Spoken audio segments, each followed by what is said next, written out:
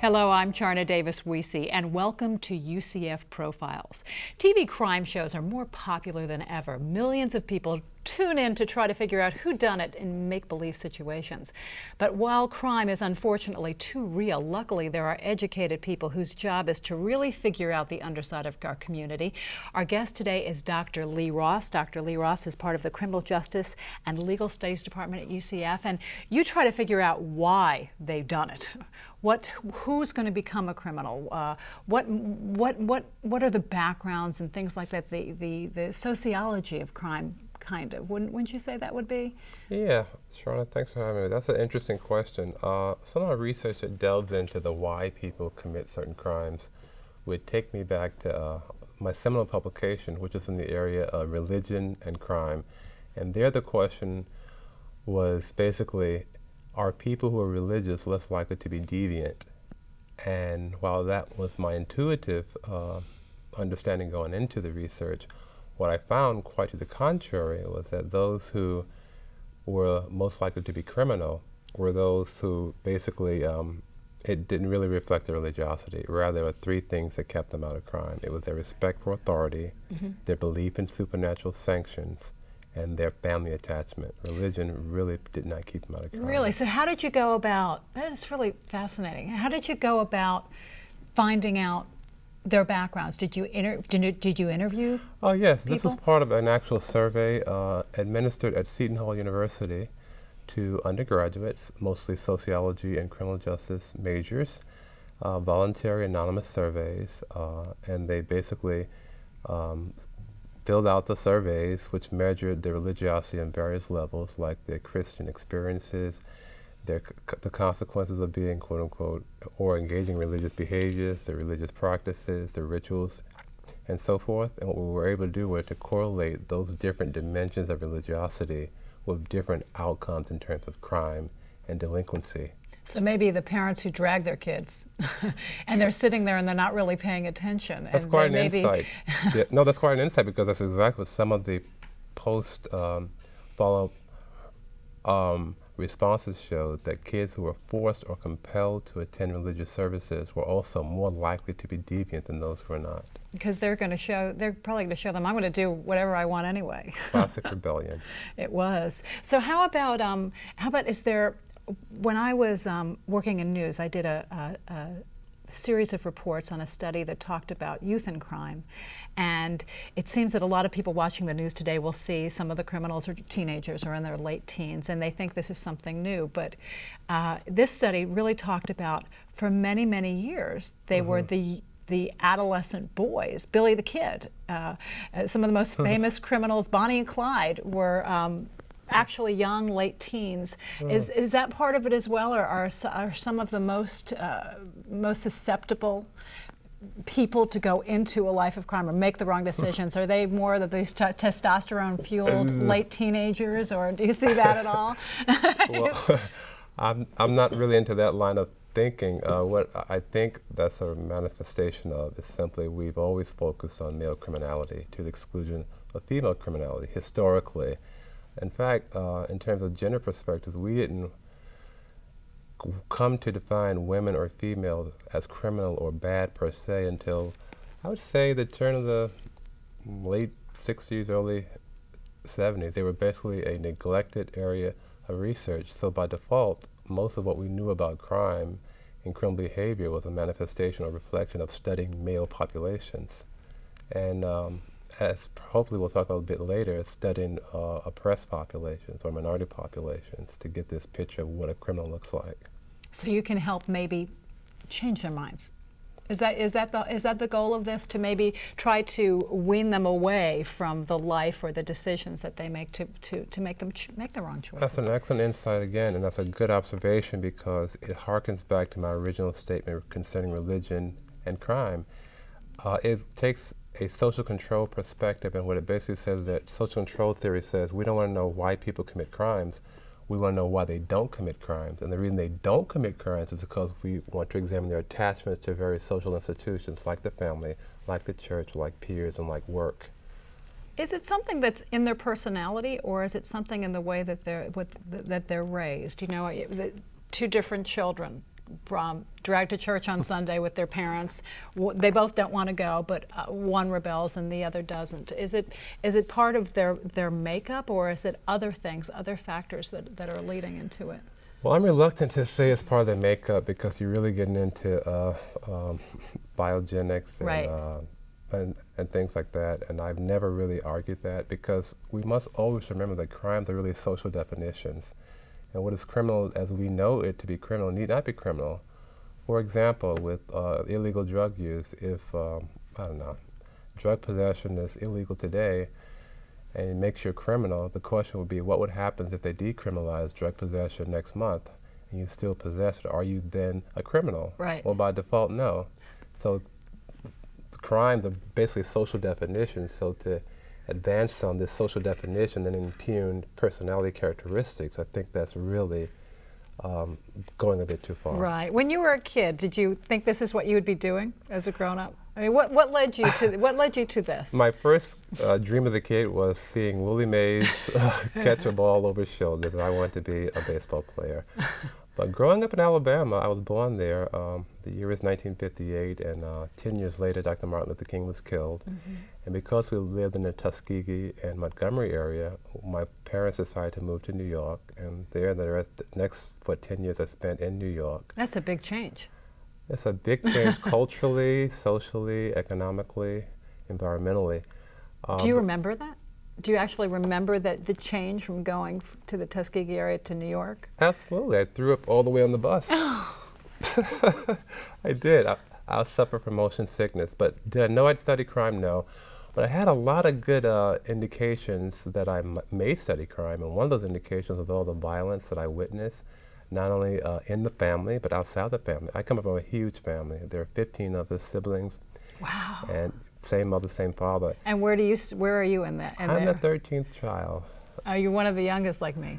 Yes, but not as young as you. Flattery will get you really easy questions. Okay. So you, with all those siblings, you saw a lot of tension. I see it with my 3 kids, just in their own little microcosm. Exactly. But again, we had the classic sibling abuse. We had the classic, I guess, domestic violence. Not necessarily parents per se, but among siblings. And you saw how the police responded to domestic violence back then, and it made you wonder whether the response was appropriate. And even today, there's a huge issue concerning the propriety of police intervention in domestic violence. So there's one camp that certainly welcomes their intervention because it's long overdue, and there's another camp that's quite, I guess, ambivalent and unsure as to whether or not it is in the best interest of everyone that's involved. But nonetheless, I was very interested in crime from that point on. It was something I could relate to, and I found the courses in college and our university very interesting, and it really gravitated or pulled you to the discipline so that you wanted to go further. Did you have one particular professor that? Yes, an Italian. Everybody does. An Italian. Named Dr. Nicholas Caggiano. He's the greatest guy there's so many influential people in my life that I hope we can get to, but let's talk about Dr. Caggiano. Italian guy, short in stature, great guy. He finds out that I've been lucky enough to make the basketball team as a senior, and then I get these grandiose thoughts. The coach says, come on to grad school here. We'll put you in the team next year because you have eligibility left. Caggiano gets wind of this and calls me to his office and says, you take your grad school. Don't be a dope. Go to grad school. You can do it. You go to grad school. You can get a master's and then get your doctorate. Right. And that's what I did. Wow. So he was very influential. I didn't know him that well. He was just very concerned. Right. And looking out for someone's best interest. Maybe that's what it takes with all young people to have someone that they know really, even if it's somebody that's not that close to you, that cares about what's going to happen to you. Absolutely. Mm-hmm. Everyone needs attention. Everyone deserves attention. It takes a whole village to raise a child. Nothing could be truer. Yeah. We started to touch on domestic violence, and I know you study a lot about that. Mm-hmm. And I've over the years I've had friends who were police officers, and I've been told that it's one of the scariest calls for them to go out on. That they don't know what they're going to find because the anger and the emotions are heightened because of what's going on in that situation. Mm-hmm. Out of respect for the police profession, I won't argue with their perception. For them, perception is reality. In some of the earliest studies in the areas of the dangerousness of police and domestic violence did show that some of the cop fatalities or really bad injuries did result from that setting. But other researchers have looked at the data and found out that domestic violence was grouped into one broad rubric, including calls to disorderly conduct, disturbances, public order offenses, bar fights, drunken fights, whatever. It was all called domestic violence. But when you disaggregate the data and focus specifically on family-related violence, cops did not sustain as many injuries. Really? But here's the question: if it's dangerous for police, imagine what it must be like for the woman and the child. Right. So you need to go in there anyway, even if it is dangerous. Right. So that's the thought now. You have to go and you have to stop it. You have to get these people out of the situation. How about there's so many cases where the woman's afraid to call the police and the neighbors hear it going on. I remember when I was growing up, the people who lived upstairs, I remember they'd have horrific violent fights, and my mother would say, I don't know what I'm supposed to do. In those days, I don't think people called the police or did something about it. And I often wonder, because they moved away, what happened to that family? Well, you're exactly right. A lot of people, in fact, though, ironically, back in the day, the most prevalent way that police did find out about domestic violence was from a third party. And it wasn't because the third party cared about the situation the victim was experiencing, but rather they were disturbed and wanted the noise to calm down. Oh. I remember being frightened as a little girl, hearing what was going on upstairs. Yeah. And I think my mother probably was too. She was a single mom at home alone with the kids, and she was probably as afraid of him as the wife was. What I don't want him mad at me either, kind of situation. But I fear it'll never go away. I don't think domestic violence will ever go away because of the messages that we send to society from the media constantly about how we should treat women. There are so many messages out there about male patriarchy or living in a dominant society. And I'm sure the feminist perspective would wear us out on this because this is their whole argument, that it's all about power control and male domination and so forth and so on. But just think about all the names that some women are referred to, and even names that women today are calling other women is frightening.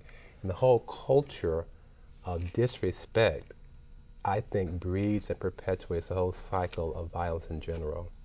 So sadly, I don't think it'll ever go away.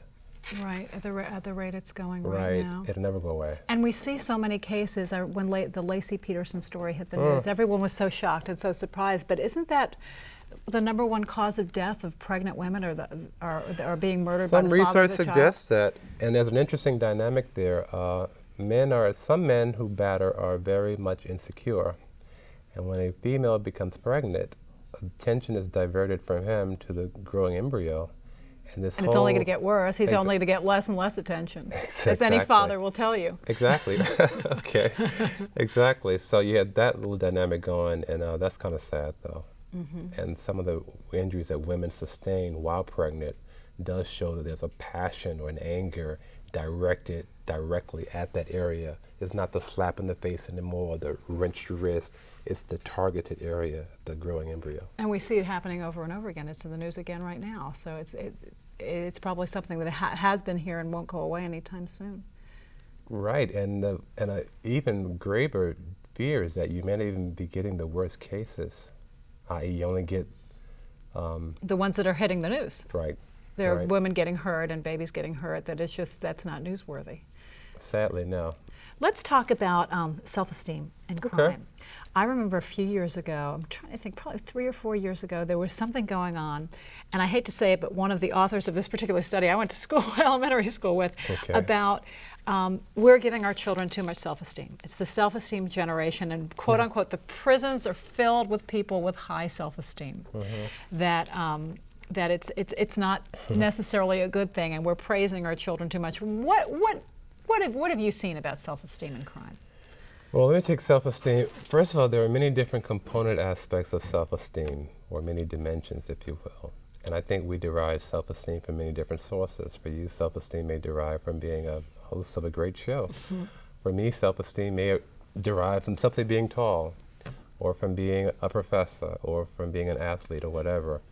My research into self-esteem looked at personality traits versus racial group orientation. And by racial group orientation, I basically said if you're black and you're proud of being black, does that measure of self-esteem impact your involvement in crime and delinquency? And what I found basically was that group orientation measures of self-esteem are sometimes more important than these normal personality measures of self-esteem like self-confidence, etc., in terms of keeping people out of trouble. And I think that makes pretty good sense if you think about it. Right.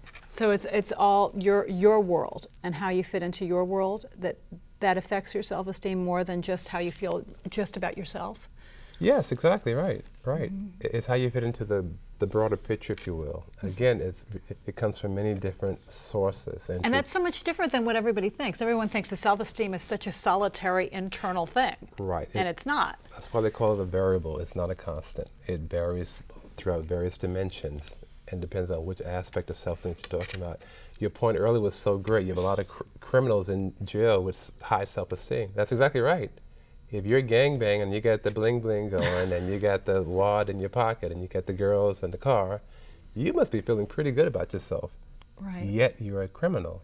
So there's no connection there. And what's the, oh gosh, is there a solution for that kind of situation where they are feeling so good, like you say, about the bling and the big speakers in the car, and they're making all this money selling drugs? How do you break that? How do you convince them, well, that this is not right, even though you're feeling so good about your life? Well, I think sadly some of us are products of our environment, and I think in this respect you got to look at terms of what the leaders or the grown-ups in the communities are doing, what examples are they setting.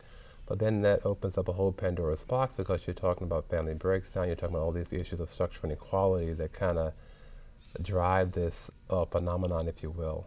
So it's really a tough, compartmentalized problem to address, because I don't want to really pick on one segment of criminals, because there are a lot of white-collar criminals, right? And Enron, and blah, blah. they're feeling pretty good about their Rolls Royces. There you go. It's the same thing. There you go. So it's a whole confluence of factors, and I think to pick on just the lower class element, if you will, would be a little Absolutely. much. But I think it's almost, as you were talking about, the culture, and it almost seems like it's the culture of the 80s again, where the excess is so important in every part of our culture.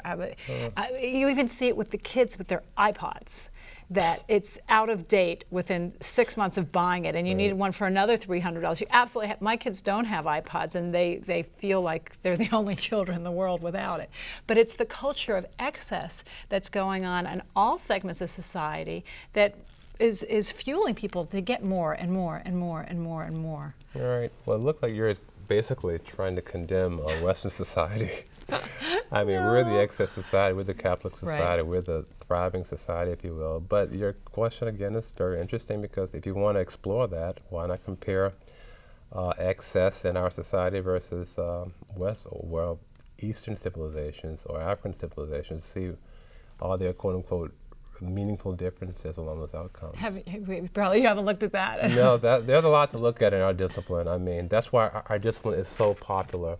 We have psychologists who study issues of crime and justice because of the obvious linkages, political scientists who do the same thing, sociologists, anthropologists, economists. There's no easy answer. There's no easy answer. It's a shared discipline among so many of us, and there's zillions of things you could study, basically, and that's what makes it so fascinating. So what are you studying next?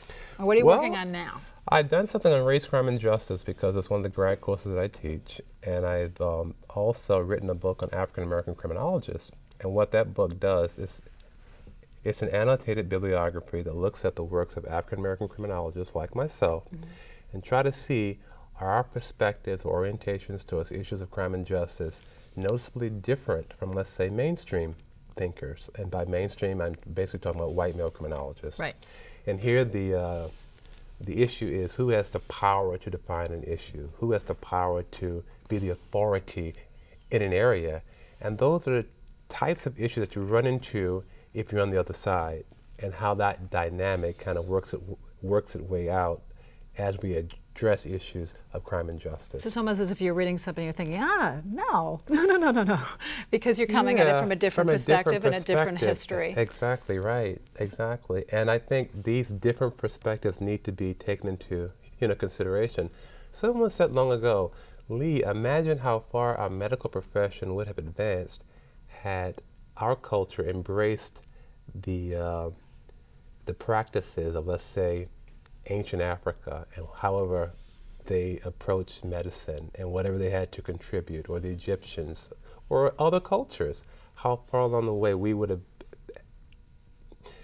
advanced. So you get the same type of disconnect, if you will, when you talk about addressing issues of crime and justice. How far along the road would we be in stemming the tide of crime if we were more inclusive of other perspectives? And it's so true. In world history, even, the new thinkers, the new scientists, they thought Da Vinci was kind of crazy with the things that he did. I mean, look at it so many years later, and there are people under the sea, and it's the same thing is how do we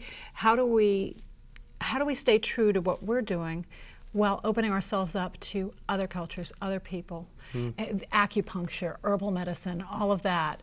That it's the same thing. Exactly, and here you get into issues again. Who has the right to be the authority in this figure? And there's a lot of dissension that kind of comes out of that question. Without mentioning any names, in your research, did you find something that was went totally against what other research found, or something were your findings very different when you looked at it from your perspective, from the mainstream criminologist? Well, I really found, or I picked up on a general trend that if you apply an Afrocentric perspective to understanding crime and justice, you basically take a collective understanding of community, and you compare and contrast that to Western thought, which is more individualistic. Right. More pick yourself up by the bootstraps, more, do it on your own. So that clash, if you will, is noticeably different, and because of this difference, you get different outcomes. Gotcha. You also studied graduation rates. Oh yeah, retention. Yes. And it's something that's been in the news recently is that probably the biggest problem is keeping boys in general in school. Not coming from a woman's side, but isn't it a problem? Yes, Time Magazine has recently taken up the focus on boys per se, and on their cover, if you saw it recently, it was all Caucasian boys, if you will. In other words, there's great concern. But my study really looked at college populations. There was a study done at UCF as part of my provost fellowship this year, and I looked at retention rates, attrition, and graduation rates. And basically, if you go to UCF and backtrack the data, you'll find that after 4 years, on average, you lose 40% of your students. They go elsewhere, whether you're black, white, or whatever. African Americans and Hispanics have the highest attrition rates than other groups, like 47 and 48% respectively. And the question was to find out why are they leaving, and can we do anything to keep them here? Is it economic? There are a myriad of reasons as to why they leave. They're economic, they're social, they're environmental. One issue that was interesting was that out-of-state students may find the cost excessive to come here, and it has a disparate impact upon minorities. It's expensive to live here. Yes, yes. So you lost a lot of people, through that route. A lot of students are not academically prepared. But I tell you what, I think we've come with some pretty good recommendations to try to do something positive about that. UCF, as you know, stands for opportunity, and the opportunity is there now to do something about keeping kids in school to graduation. I think are very real. We have an outstanding provost, Dr. Terry Hickey, and I happen to work with Dr. John Shell, who's the Dean of Undergraduate Research, and their guidance combined with Dr.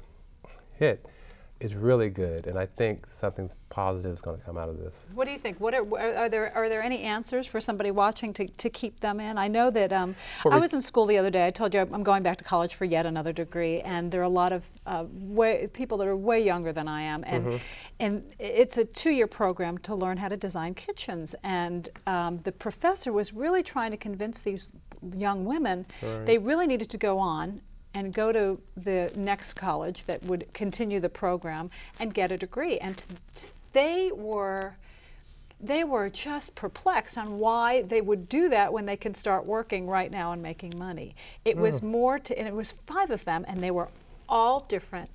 They were different races, different ages, different sizes, different everything. Sure. And they could not understand the value of the education. After all, we're just going to be designing kitchens. And I remember saying, well, you're going to have to relate to the people who you're designing the kitchens for, because they're probably going to be fairly, educated to have the money to pay for these stoves or whatever. That's another great point. One of the things that this study revealed, that young kids who aren't used to money, who have never made money before, are very easily lured away by someone offering them a job. They could be juniors or seniors. My God, $30,000? What? Oh my God, that's take so it. much. Right, that's so much. And I'm grown up now.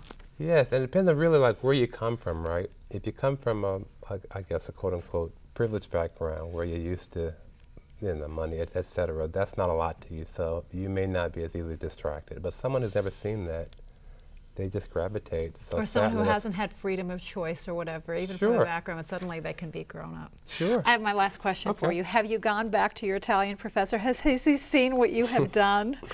No, God bless his soul. He's deceased. Oh. But he was. But I'm sure he has to be giggling a little. Very proud, I'm sure. So, as a father, what are there any hints to those of us who are raising children now? Is there anything that we can say quickly that would be the way to model what we need to do to keep our children focused and to make their lives successful and happy? Absolutely. Do what you can to keep your families intact. Listen to your wife or your spouse, because they know more than you think they know, and pray for your children. That's my advice. And that's how you do it. And I am so glad to have had you here today, Dr. Ross. It's just been so incredibly interesting. Well, the pleasure's mine. And the next thing you're working on, have you started something new yet? Well, I'm really looking into different treatment modalities for domestic violence offenders, whether you can be culturally sensitive in treating certain populations. Well, when you're done with that, will you come back? We'll talk about it. Only if you invite me. You got it. Dr. Leila Ross, thank you so much for joining us. Thanks for having me. I'm Charna Davis Wiese. Thank you for joining us for UCF Profiles.